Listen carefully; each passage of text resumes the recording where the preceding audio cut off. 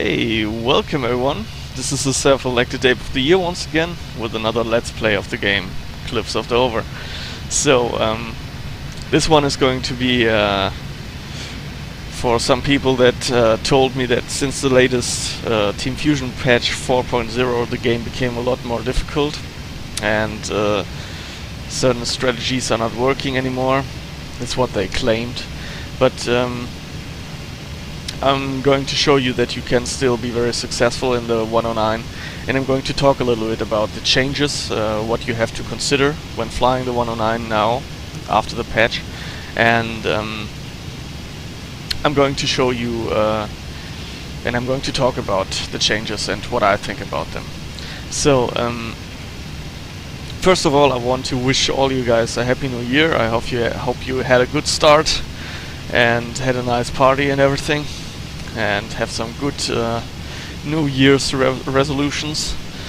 Well, my New Year's resolution was to stop to try and make everything perfectly, which is very often destroying my motivation, because I always think, it's not good enough, I have to redo it or whatever. And yeah, this video, I have already uploaded this video, and then I took a look at it and thought to myself, no, I have to redo it again. So my New Year's my New Year's resolution already failed.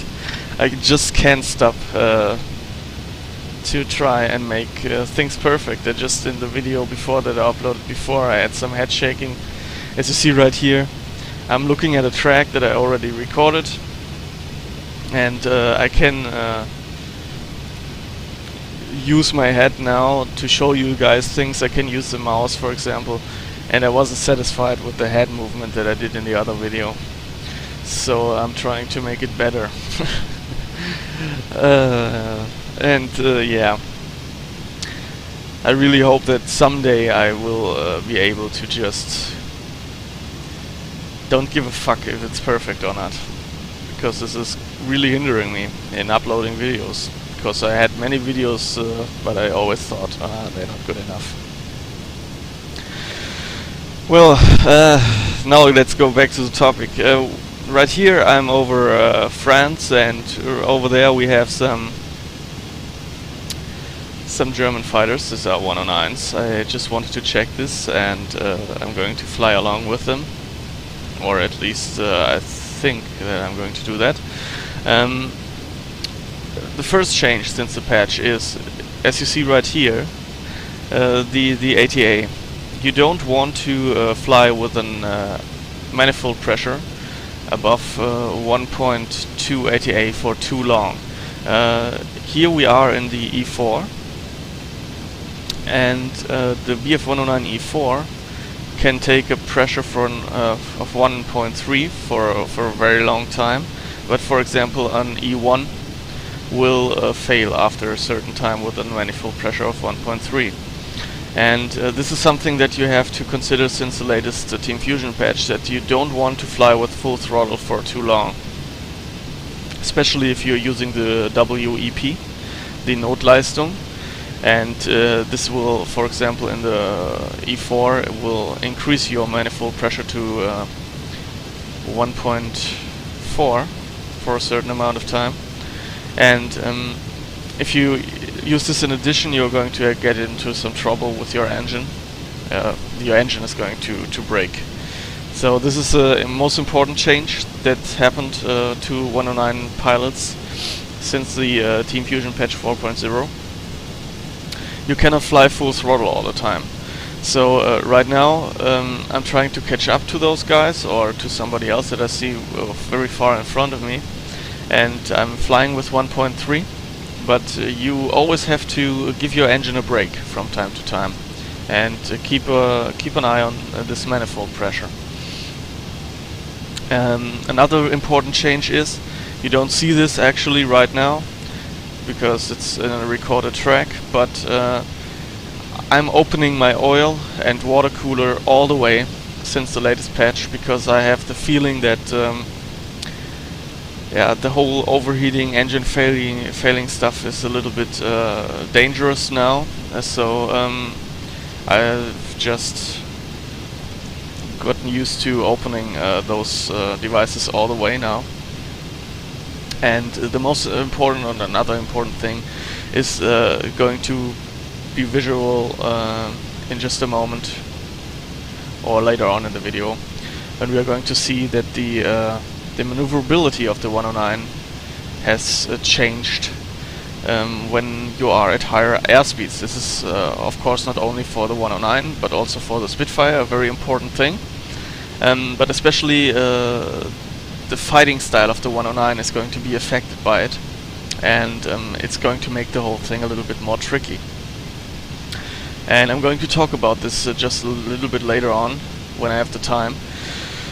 But I think that those changes are very good changes, and they increased the balance of the game. And by balance I mean the fairness of the game. Of course it's not completely balanced, it shouldn't be, it should be historically correct. And the 109 and the Spitfire are two completely different planes, so of course it shouldn't be balanced, but it should be fair for the online gameplay. And I think it is, since the latest Team Fusion patch 4.0. I'm going to talk about this a little bit later on. Right now I'm going to talk about this guy. I'm not sure if you are able to see him, but right in front of me on my 12 o'clock, maybe 500 meters higher than me, there is a spot. And below him is another spot. And I don't know what those kind of planes are, but if I look at the way that they are flying, I can judge a little bit more about the way what's happening there.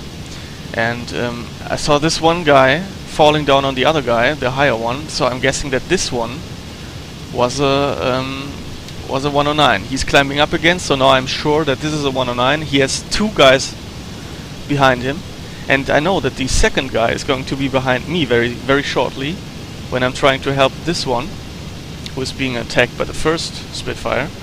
So I know that my energy buffer that I have is very slim, but the other guy just before attacking here did a turn, so I know that I had a very small time window. Try to help this guy out very fast, keeping my energy, getting some very good hits into this guy, and I know that the other one is now going to be behind me. So now I know that I'm in trouble, but I know that I have a little bit of an energy buffer, and right here you see that I can see his tracers, and sometimes you can move away from those tracers if you have the reaction time. And because I'm giving him this angle, he had a more or less difficult target. My energy was just barely enough to get out of the trouble, and because I was a little bit lucky, I managed to get into safety there again and attack again. And the other guy at first, he did a very bad maneuver, the 109, attacking those two Spitfires on his own. And he lost his energy very fast, so he got us into this trouble. The other one, the first Spitfire, is down right here. You see the message popping up. So this first guy that I hit before is going down. I'm going up again, keeping an eye out for the other 109 and the Spitfire. And right here I see him. He's being under attack by the second Spitfire. He's already heavily damaged.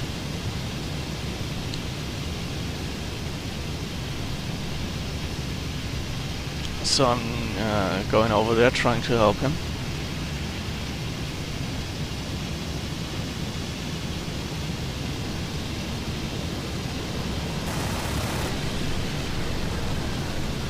And I get some very good deflection shots on this guy. You saw that there was some metal popping up from his plane. This was the piece of metal over the engine, and you heard, if you were able to hear closely there, that his engine sounded weird. So this guy is going down. His engine is badly damaged. And yeah, this was the first encounter of two Spitfires right there. And I've chosen this replay because of multiple reasons. Of course, I'm showing it because I get a lot of kills right here, but this guy, what he did was very stupid. You see him right here. He's falling back to France. I'm going to escort him a little bit longer, and you don't want to do a very aggressive attack on 2 Spitfires now. The energy buffer. You really need a good feeling for your energy buffer and for your advantageous position. And this guy, he attacked too soon. He didn't have the patience to wait for a good opportunity, and he got himself in a lot of trouble because he was maneuvering too aggressively after his initial attack. He should have stayed in the vertical at first, and then he should have climbed up without giving the Spitfire an angle. And what I mean when I say don't give the enemy an angle is imagine a line from the enemy plane to your own plane, and if you connect those 2 points from the enemy's planes and your own plane, fly directly in this line and not to the right or to the left, and don't climb too steep at a too high angle, because all those situations that I now described are going to give the Spitfire an opportunity to catch up, because he can take a shortcut. So right now I'm going to take a look at this guy once again and make sure that he's safe. We are nearly at France back, and he's going to be safe, so I'm going to speed up a little bit until we get into the next important position.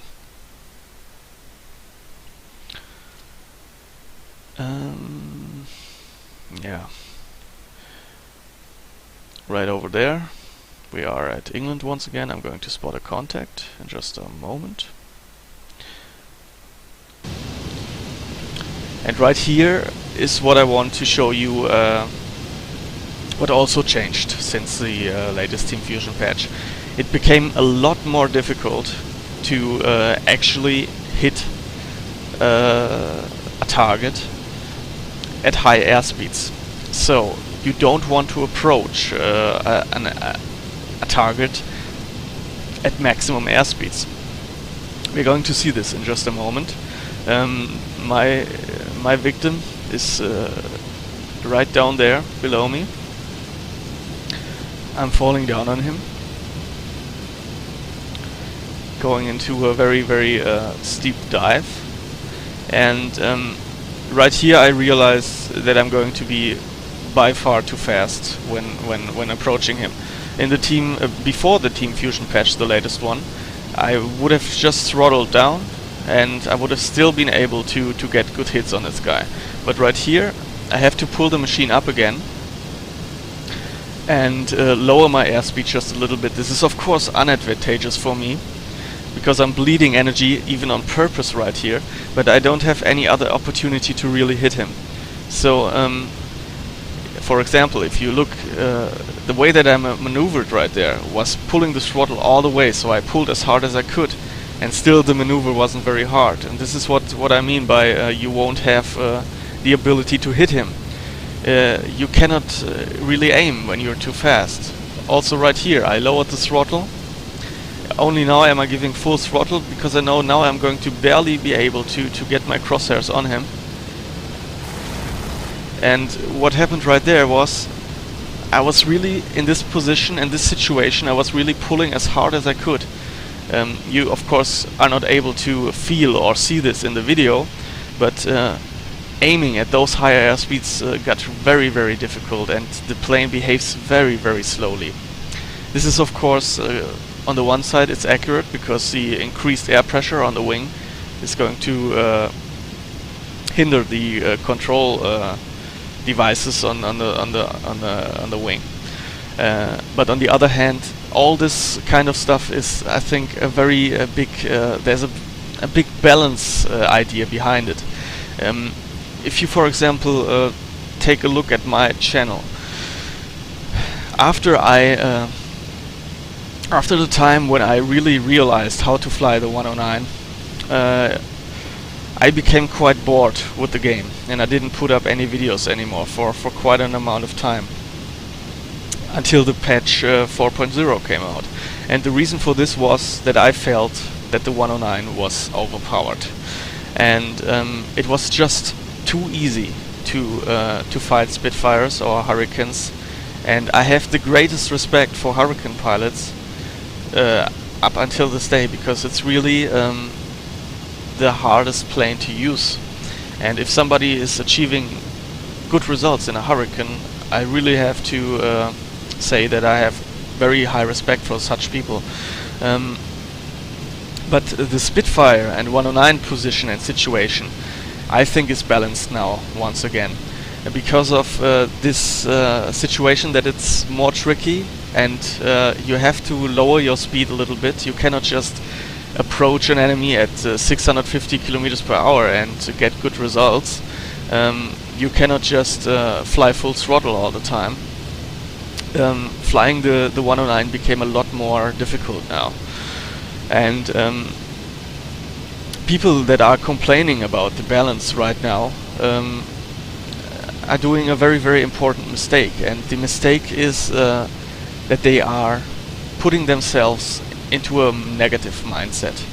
And if you are in a negative mindset, you will get negative results. This is something that is not only like that in this flying simulation, this is like that in very many situations in real life. I'm going to talk about this in just a moment when I have the time, because right now you will see me getting into another fight. Right over there we have a big bomber formation, which are being attacked by Spitfires, and those Spitfires are being attacked by 109s. And I was on TeamSpeak right here, and some of my ACG comrades were telling me to help out here. This is why I found this bomber formation so fast. And this is going to be Kraut and some other members of the 4th group of the JG26. And yeah, they needed some help, so I'm helping out once again. And this is another very important strategy. It's not only that I'm the good guy who's helping out everyone, it's also the easiest way to get points and kills. So if you are helping out your friends, you're automatically performing teamwork. And the more teamwork that you do, the more easy targets you're going to get, like this one.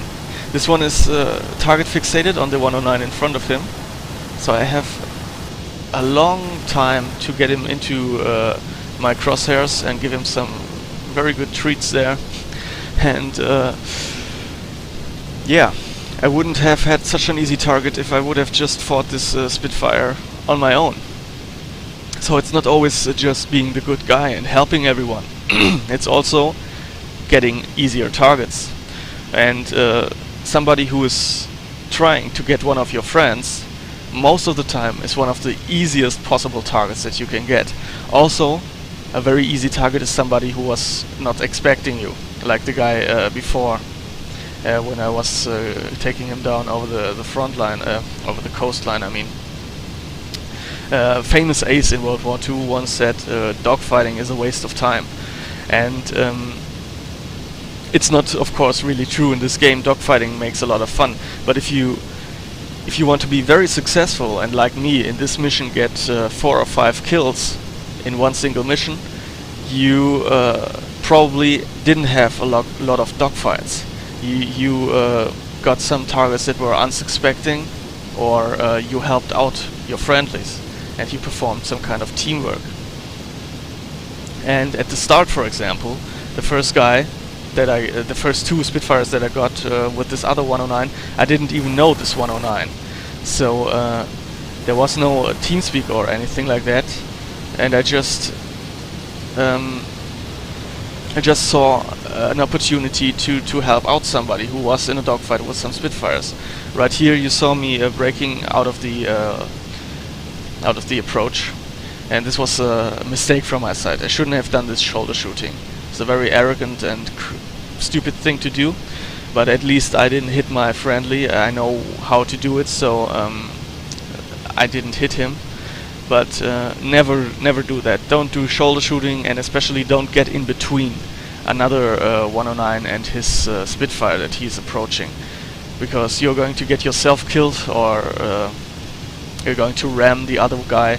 Never try to follow one Spitfire when too many 109s are involved. This is very stupid and it's going to get you killed, and it's very arrogant and annoying for the other 109s. So right here I heard them on TeamSpeak that they were fighting down there, and I was deciding, do I want to stick with the bombers or do I want to help them out? I decided to keep my energy, since we seem to have the numbers down there. And right now I got a call from Kraut. He was being followed by a Spitfire, and right over there you see him. He's climbing up. Spitfire is following him, and once again I'm helping out a friendly. And because I'm doing this, I'm just flying very cool, and I don't get myself into trouble. I keep my energy, I keep my situational awareness, and I'm just helping out the other guys. And once again I get a very easy target, because this guy, he's fixated on Kraut. He wants to climb up behind him, and I get another first good hits into this guy, because he was not reacting in time. Right now I don't have any cannon ammunition anymore, so I'm not as deadly anymore. And nevertheless I'm going to keep on fighting together with Kraut against this this 109 against the Spitfire.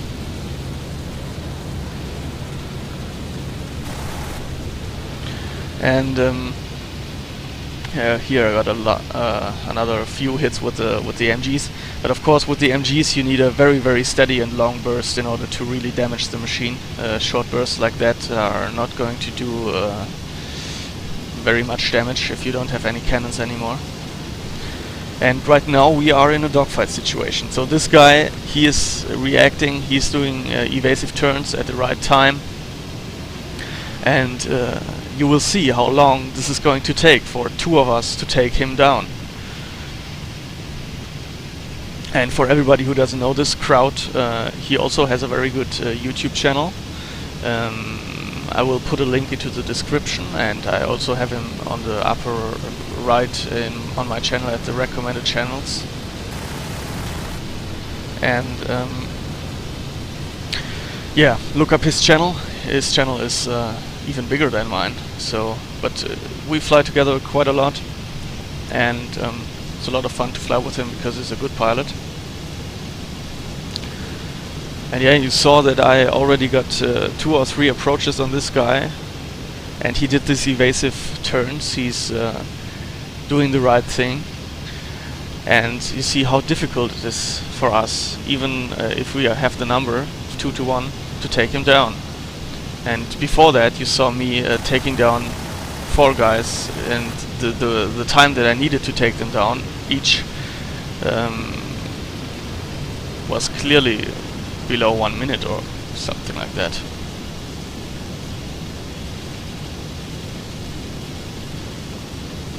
But of course dogfighting is the most fun in this game too, but I'm just giving you some tips for those guys who say that they are not able to be successful anymore since the latest Team Fusion patch.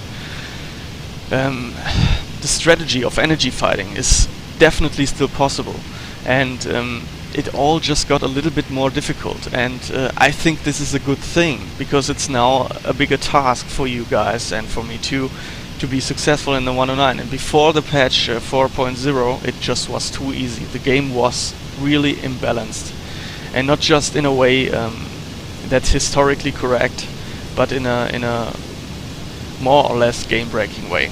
It was just too easy, and it's no fun if it's too easy, of course, and it's frustrating for the enemy too. But as it is right now, the game is fair again, and you have to consider that you have a very slim buffer the amount of energy that you need and the possibility for those Spitfires, especially the Mk2s, to actually catch up to you and climb with you and fly the same speed in a leveled flight, you really have to know something about the altitudes and the plane that you are actually flying with. So for example, if you are in a E3 or a E1, you have a very strict altitude that you want to be in. If you are in too low altitudes with the E3, for example, the Spitfire, especially the 100 octane Spitfire of this time periods, is going to have an advantage against you in lower altitudes and also in very high altitudes, because this engine of the E3 and of the E1 too is not going to perform very well in higher altitudes above 4 kilometers, because you just won't get the needed manifold pressure. The Spitfire 100 octane is going to still perform pretty good, and this is something that you really need to know since this patch. For example, if you are flying with the E1 or the E3, if you are flying with the E3, I would recommend flying at about 3,000 meters. If you are flying with the with the E1 and in the E3, I think 3,000 to 4,000 meters is the right altitude. Don't go too high, don't go too low, otherwise you're going to run into some problems. And for everybody who thinks that anything is imbalanced in this game, I want to give some general tips right now. I just talked before about the negative mindset and how it's going to affect your reality, quote unquote. Going to speed this up a little bit. Crowd and I, we are going to fall back and return to base now. And there I got another kill for this other guy. And yeah, I'm not a big fan of talking about actual changes to the reality if you have a certain mindset. It's not that easy that you are actually with your mind changing the reality or something like this. It's just what are you setting your focus on and how are you feeling in a certain situation. And the way that you feel is going to drastically change the way that things actually happen, especially if you are in a flight simulator. But this is all something that of course also affects very many points in real life. For example, if I feel that the game is imbalanced, I'm going to be angry, stressed, and I'm going to feel annoyed. And because of that, the chances that that I'm going to do some mistakes are going to increase. And this is the real reason why the game is imbalanced, if it is imbalanced for you. Because you are entering the fights with the mindset that the game is unfair. You are setting yourself into the victim position right from the start. And if you do that, you're going to be stressed, you're going to be annoyed, you're going to be angry, and you're going to do mistakes. And flying and being successful is not about being the super good pilot who is doing the extremely spectacular maneuvers. It's about not doing any mistakes. And this is the case for the Spitfire as well as it is the case for the 109. The pilot who's doing the first mistake is going to it's going to snowball. From the first mistake to the second situation, you're going to get farther and farther behind, and the other one is going to get farther and farther ahead. If he's just flying cool, if he's flying very yeah, how to say it, he doesn't do any mistakes and he's just waiting for you to do the first mistakes. And this is the right strategy in a flight simulator, and in very many situations in real life also. If you are putting yourself into the loser position from the start because you think there's no chance, there's no reason, there's no point in doing this, it's all senseless from the start, you are going to lose. You are not going to be successful. And not because your mind is changing the reality in some strange way that is something to do with the forces of the universe. It's just that you are just a human, and the way that you think is going to affect the way that you handle situations, the way that you perform. And whenever you think that the game is imbalanced, remember that everybody, especially the ones that are not very good, is thinking the same thing. I'm just having a quick example for you guys. There's a game called StarCraft. This is a strategy game, and in this strategy game you have 3 different races. There's the Protoss race, there's the Zerg race, and there's the Terran race. And everybody, really everybody who sucks at this game is telling that his race is the most difficult race to play, and the other races are very easy. So for example, a Terran is going to tell you, oh, you need insane micro, you need to split your marines, you need to do stutter step, and if you do one mistake, just one mistake, you're going to lose the game. A Zerg, he can just take a lot of bases, and then he's going to streamroll you. The Zerg is going to tell the exact same thing. Every Zerg player is going to say, oh, you need the most micro and macro when you're playing as a Zerg player. And yeah, I just want to show you that in this game, especially if you look at replays of this game, you're going to see that they have a terrible community, and it is full of losers who are using YouTube to bash on other people and tell them off, and how stupid they are and how bad kind of persons they are because they are choosing this race that is so lame and so easy. And this is just so stupid, because everybody is doing this. In every race they all say that their race is the most difficult one and the other races are completely easy. What do you need to do if you find yourself in a situation like that? Switch the races. In this game here, you're not going to switch the races, you're going to switch the sides. If you think that the Spitfire is better, switch sides. Play sometime as a Spitfire pilot. If you think that the 109 is the better plane, switch sides and play as a 109 for a time. And I'm not telling you this because I want to show you that you just suck, because you won't be any better in the other plane. Of course you won't be at first, because you're not used to it. But the real reason and the real important thing that is really going to help you is that you are going to lose your fear of the other plane, and you're going to realize that it's really up to the pilot. Of course, the 109 has a higher skill cap. This means you can get a lot better and better and better in the 109. The Spitfire is very easy to get into, and then it's going to be difficult to reach a very, very high degree of domination in the Spitfire.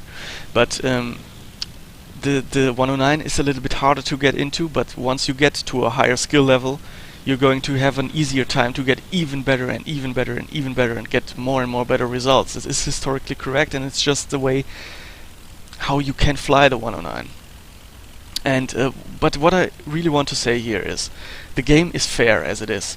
If I'm flying against a very good Spitfire pilot, for example, when me and Black are fighting against each other, we are going to have extremely long fights, and in very many situations nobody of us two is going to get a really good hit on the other guy, and at the end the fight is going to be decided by who is having more fuel with him. So who has to return to base earlier. This is most of the time the deciding factor when I fight against Black. And we are two pilots at very high skill level in a Spitfire and a 109, for example, here, and the fight is just going to take forever. So this shows, in my opinion, that the game is fair. So if you think that the game is unfair, play for the other side. Lose your fear of the other plane, and then you are going to be able to relax again while flying, and you're going to be successful again. Also, it's always a good thing to change perspectives from time to time. I have some Spitfire tracks. I'm going to make a video about that too. Right here, by the way, this is Kraut. Check out his channel, check out the ACG trailer for the ACG Machinima that our team did, and thank you for watching, and see you in the skies.